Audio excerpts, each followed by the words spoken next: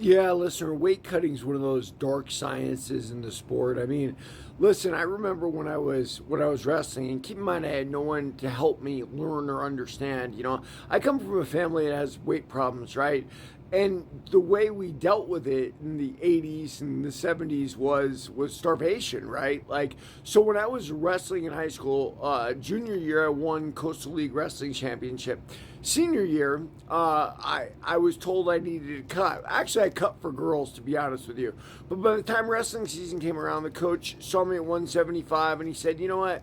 You'd be better at 165." Why? Because I lost a match, which MMA stole, right? You lose a match, cut a weight class, which actually makes no real sense in itself. So I would starve myself all day, eat nothing literally. If I was desperate, I would take laxatives and stuff. But I never ate healthy. And I remember I had a teammate who did it the right way. He ate like chicken and eggs and protein and he looked at me. He goes, "Derek, you don't go running and do this stuff." And I just looked at him like he was crazy because I did what I knew from my world. Guys who blow up like Patty Pimblett, I understand that there's obviously some deprivation there. And so when they get a chance to actually eat, they eat a lot. And listen, look, there's a young kid in my gym. I spar with him a lot. He's a promising young, like high level amateur about to go pro.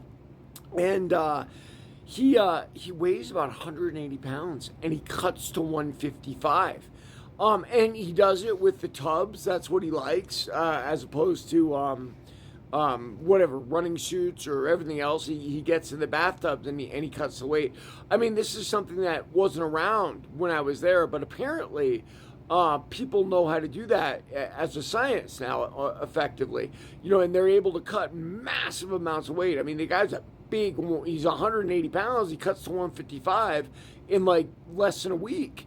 And to me, that's almost like baffling because, when I shrug my body down, like when I get down in weight, like I become very chinny, right? But I've actually lost the weight. I'm a smaller guy. Those guys, I guess, are not smaller guys. They've just sucked the water out of themselves. But whatever it is, it looks like Patty's found his mark. He's found his way. He's starting to control himself. He's not blowing up to over 200 pounds, which he was doing, just like the guy at my gym. I guess the guy at my gym was only 180, which is a big difference at that point, believe it or not. But look, the most important thing is he put in the work.